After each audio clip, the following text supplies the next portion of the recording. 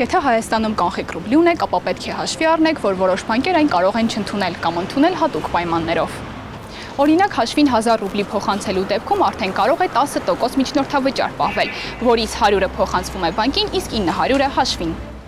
Այս պայմանը, ինչպես մեզ տեղեկացրեց Հայաստանի առևտրային բանկերից մեկը, գործում է արդեն հուլիսից։ Եթե նախկինում կանխիկ ռուբլով հաշվի մուտքագրման համար գանձվում էր 2% միջնորդավճար, այնուհետև 5, ապա այժմ այն հասնում է 10%-ի։ Թե որքան ժամանակ կշարունակվի այս պայմանը, բանկում հստակ ժամկետ չեն նշում, այսինքն փոփոխությունը նոր չէ, սակայն դրա ազդեցությունն այսօր արդեն տեսանելի է։ Բայց ինչու է բանկը նման որոշում կայացրել։ Կենտրոնական բանկից մեզ տեղեկացրին, բանկերը ելնելով գործող կարգավորումներից, սեփական ռիսկերի գնահատումից եւ ռիսկերի կառավարման քաղաքականությունից ինքնուրույն են որոշում կայացնում հաճախորդի հետ գործարար հարաբերություն հաստատելու եւ որոշակի ծառայություններ մատուցելու պայմանների վերաբերյալ։ Ինչ վերաբերում է կարգավորող մարմնի կողմից բանկերի համար կանխիկ ռուսական ռուբլու ընդունման սահմանափակումների հարցին, ապա նշենք, որ կենտրոնական բանկը նման սահմանափակումների հետ կապված որևէ որոշում չի ընդունել եւ ֆինանսական կազմակերպությունների հետ որևէ հաղորդակցություն չի իրականացրել։ Ֆինանսական կազմակերպություններն իրենց գործունեությունը պետք է կազմակերպեն ինքնուրույն ՀՀ օրենսդրության, միջազգային օրենքների եւ գործընկեր բանկերի երկրների օրենքների պահանջներին համապատասխան։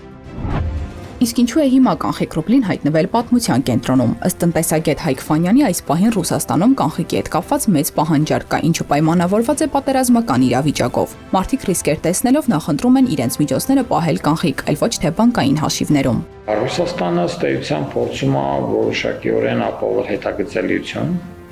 ըստության կարգավորումը դրսևորվում է այնպես, որ պետք է հայկական բանկերը ցույց տան, թե իրենց կողմից ստացված ռուսական ռուբլի ծախման աղբյուրը քաղաքացիներով ինչքան բերեց եւ այլն, սա որոշակի դժվարություններ է առաջացնում։ Տնտեսագետի պարզաբանմանը զուգահեռ բանկերի միությունը ներկա պահին արտարժույթի շուկայում խնդիր չի արձանագրում։ Արտարժույթի շուկայի վերաբերյալ դիտարկումներ չունենք։ Շուկան ներկայումս բնականon գործում է եւ բանկերի միությունը մշտապես հետևում է բանկային ծառայությունների մատուցման գործընթացներին առնչվող խնդիրներին։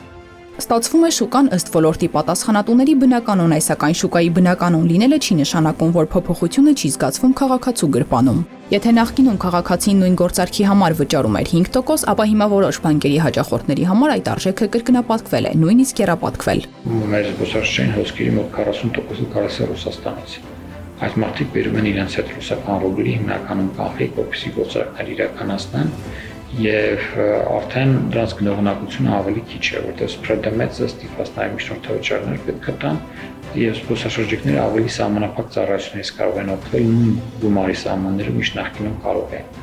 Նույն խնդիրը առաջացել է նաև այն մարդկանց մոտ, որոնք դրամական փոխանցումներ էին ստանում Ռուսաստանից։ Նույն խնդիրը առաջացել է Ռուսաստան արտագնա մեկնած մեր քաղաքացիների մոտ։ Մանավանդ է աշնանն այն, երբ որ մարդիկ կան Հայաստան եւ շատերը իրենց հետ բերում են կանխիկ միջոցներ, նրանց գնողունակությունը ցածր կլինի, քան կարելի է սպասել այլ հավասար պայմաններում։ Այս իրավիճակը սակայն չի վերաբերում միայն Հայաստանին։ ԵԱՏՄ անդամ մյուս երկրների մի շարք բանկեր եւս ռուսական ռուբլու կանխիկ մուտքագրման համար սահմանել են տարբեր սահմանափակումներ եւ լրացուցիչ միջնորդավճարներ։ Դրանց հիմքում ըստ տնտեսագետի վերջին ամիսներին Ռուսաստանում կանխիկ գործառույթների նկատմամբ վերահսկողության խստացումն է։ Օրինակ, ապրիլի 1-ից սահմանափակվել է ԵԱՏՄ երկրներ $100,000 ավելի արժեքով կանխիկ գումարի դուրսբերումը։ Այս սահմանափակումներն իրենց ազդեցությունն են ունենում նաեւ ռուբլու շուկայի վրա։ Տնտեսագետը ուշադրություն է հրավիրում ռուբլու սպրեդի առքի եւ վաճառքի գների տարբերության վրա, ընդգծելով, որ ռիսկերը զսպելու նպատակով ռուբլու սպրեդը եւս բարձրացել էր։ Եթե մինչև հունիս ամիսը սպրեդը կազմում էր 0.1 կամ 0.3 դրամ, ապա արդեն հունիսից սկսած առանձին դեպքերում այն հասնում էր նույնիսկ 1.5 դրամի։ Սպրեդը, երբ որ մենք նայում ենք օրինակ հունիս ամսին, դա շատ ավելի է բարձրացել, քան օգոստոսին, այսինքն այս վերջի 2 ամսվա ընթացքում մենք տեսնում ենք որոշակի դրական միտում, այսինքն մեր բանկերը կարողացան են որոշակիորեն իրավիճակը զսպել, գտնել այլընտրանքային ուղիներ, որոնց միջոցով արդեն սպրեդը շատ ավելի փոքր է։ Վերջում մնում է ամենակարևոր հարցը՝ այս պայմանները ժամանակավոր են, թե ոչ։ Հայկ Ասֆանյանի կարծիքով դեռևս դժվար է որևէ ժամկետային կանխատեսում անել, քանի որ իրավիճակը գտնվում է ռուսական իշխանության կառավարության ներքո եւ մեծապես կախված է Ռուսաստանում տեղի ունեցող գործընթացներից։ Էլեն Խուդյան, Սեյրան Հակոբյան, Հորիզոն։